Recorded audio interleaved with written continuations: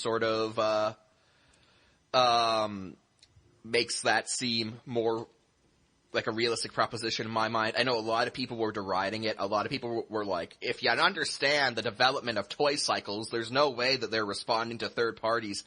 Well, no, because we've seen that development, that 2-year development cycle on toys has been not as steadfast as a lot of people thought. I mean, Windblade was a fan-voted character, and they designed her toy in around a year. Yeah, they got that shit out with a quickness. And so they can do it when they want to. Exactly. And so, just between Roadbuster and Springer, between Whirl and the combiners, you know what, I'm fully on board. Hasbro is they're paying attention to what the third party's doing, and if they see that there's a market for something the third party's doing, then they are more than willing to let the third party eat the cost as market research for them to come in. And you know what? That's smart of them to do. That's smart of them. I don't blame them. I'm not going to get indignant about third parties. I'm really not. A lot of people go like, it's theft of intellectual property, and it is. It is, but in a lot of cases, I don't know. It's one of those cases where, yeah, it is, but at the same time, they're not blatant knockoffs either. It's wholly original engineering, sometimes very high-end engineering. Yeah, they're filling a niche that Hasbro does not. They're not going after Hasbro's bread and butter on this. They're not, these third-party toys, the higher-end ones, they're not going for, the 10-year-old boy demographic. They're going for the collector demographic and offering things that we cannot get from Hasbro. And for example, a lot of stuff, for example, is only usable if you buy official Hasbro products. For the thing that comes to mind, the thing that really kicked off the third-party scene was the City Commander. Classics Optimus Prime, the one that you have, we both agree is a great toy, right? Yeah. When it was first released in 2006, they had a white and blue version that was Classics Ultra Magnus. It was just a white and blue version of that toy. But then Fans Project, one of the big third-party companies, came out with an add-on set which you could attach pieces to it, right? And it turned into Ultra Magnus. And again, the moral outrage there is much less, in my opinion, because in order to use that third-party product, you had to buy the official Hasbro figure.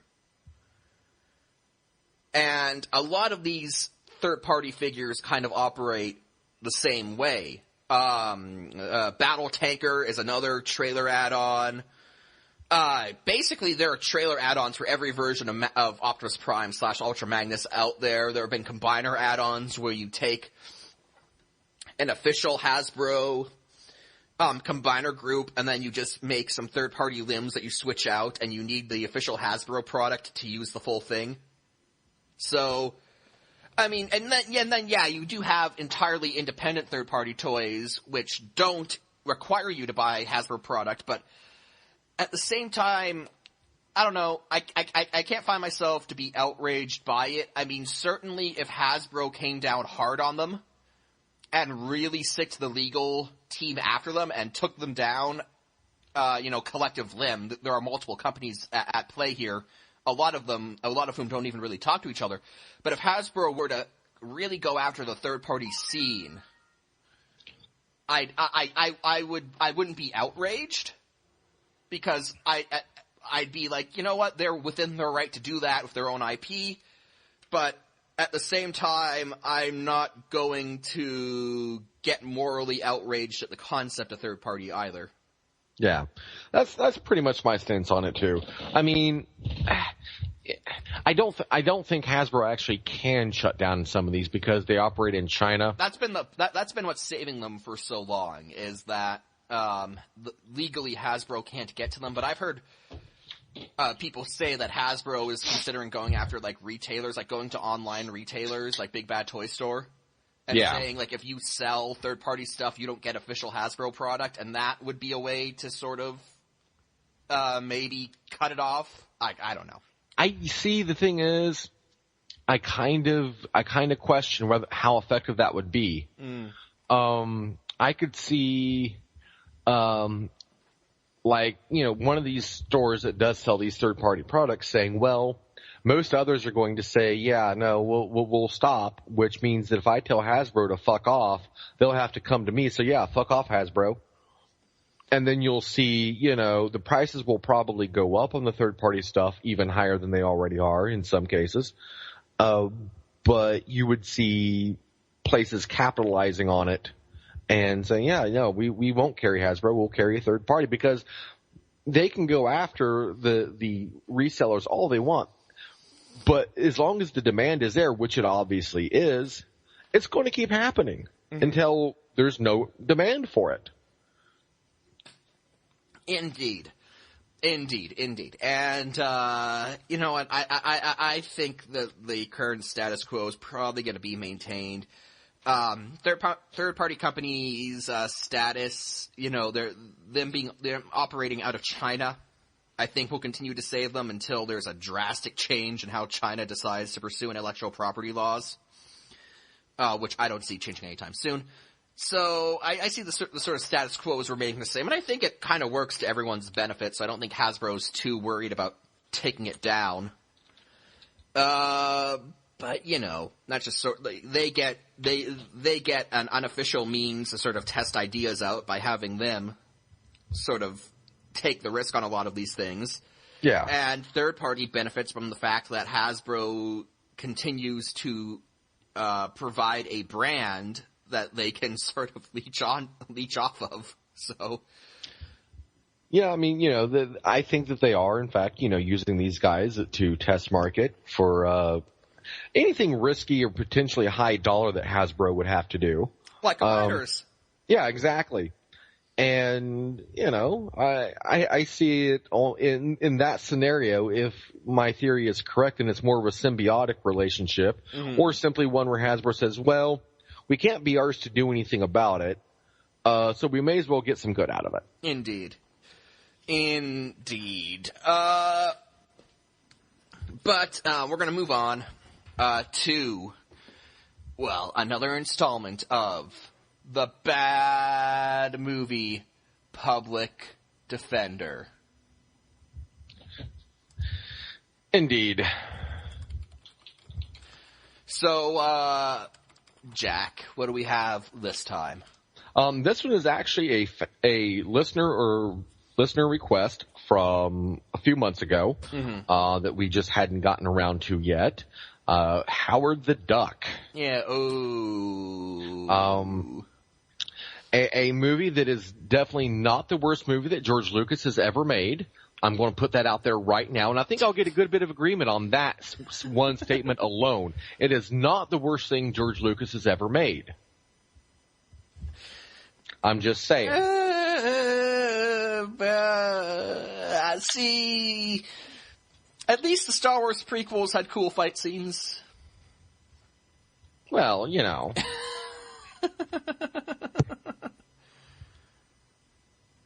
Alright, so let's get down to brass tacks on this one.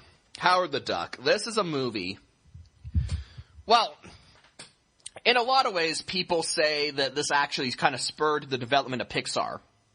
Because this movie was so bad that Lucas sold the animation wing of Lucasfilm off to Apple, and that became Pixar. See, though, now keep in mind, this movie was made in 1986. Bad meant good back then. It did not always. Bad was bad. What? No, bad was bogus. Really? Yes, I was there, sir. Okay. We were all high on coke.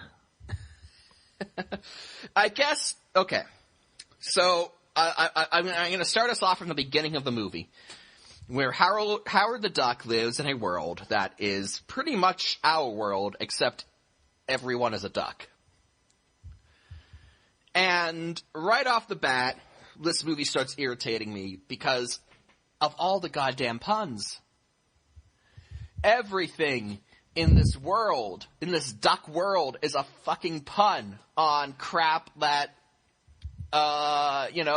we, it's a pun on the crap that exists in our world, only it's duck themed. And I don't know, that whole thing just it's just really irritating because there's this scene where he walks into his apartment and he's got like a Duck Indiana Jones poster. He's got like a duck version of Playboy, which is really disturbing. I thought this was supposed to be a movie for kids, damn it. Now you're making them think about duck sex. Duck sex. I don't know. It just seems like it's just a really bad start to your movie when I'm irritated by the protagonist's home setting. I think you're too easily irritated, frankly. Probably. Now, okay. Now, is their world just a pun of ours, or is ours a pun of theirs? Roll it, bring it back, M. Night Shyamalan. I'm just saying. Maybe we've been dead the whole time. And it was the trees the whole time? It was the trees. The happening. I don't know. And like the whole thing is he gets sucked into our universe kind of through it's really kind of a piss poor way to explain how he's sucked, because it actually shows him literally being sucked through space. You'd think that'd kill him. Well, I mean, movies. Here's my thing with this movie. Again, I judge a movie based on one criteria. Mm-hmm. When I watch it, do I have a good time? Mm-hmm. And with Howard the Duck, the answer was yes. It is, you're right, it is a parody of itself in a lot of ways. It is self-referential. It is also, as we discussed earlier with the AVGN film, it is aware of itself. And as also I said earlier, those are things that often appeal to me.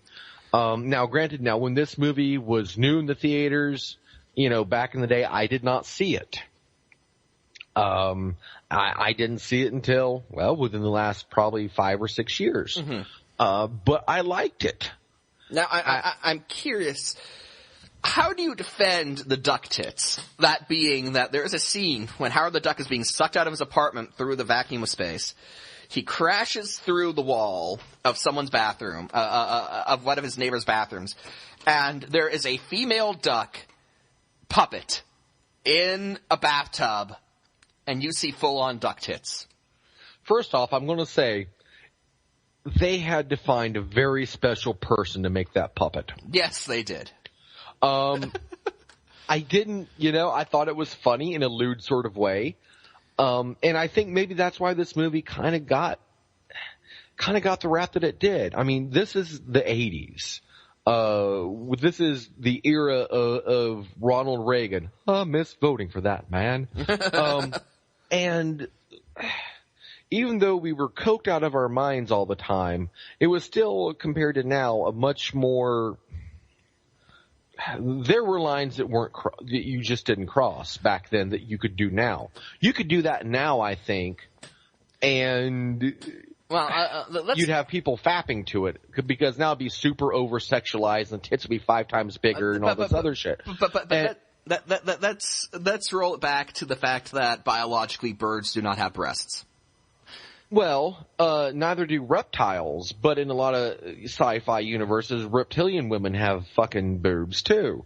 I mean... And that is something in and of itself that we should get to at some point. But I'm not even gonna address that because it's sci-fi, so, sci-fi can be whatever you want it to be. So well, this is sci-fi. No, what I'm getting to is that Howard the Duck, and I think the whole duck tit scene really sort of exemplifies, it sort of condenses everything that's wrong with this movie into one really freaky scene with a really freaky puppet, is that this movie doesn't know what it wants to be. The Howard the Duck comics were actually really adult themed, and they had a lot of adult stories. But at the same time, you're making a movie about a walking duck, about like this walking, talking duck. In the 1980s, what did that mean? That meant Donald the Duck, or it meant Daffy the Duck. It meant a kid's cartoon character, essentially. So you're making this movie with this walking, talking duck character, And so the studio's going, oh, well, it's gotta be for kids. It's gotta be like one of those movies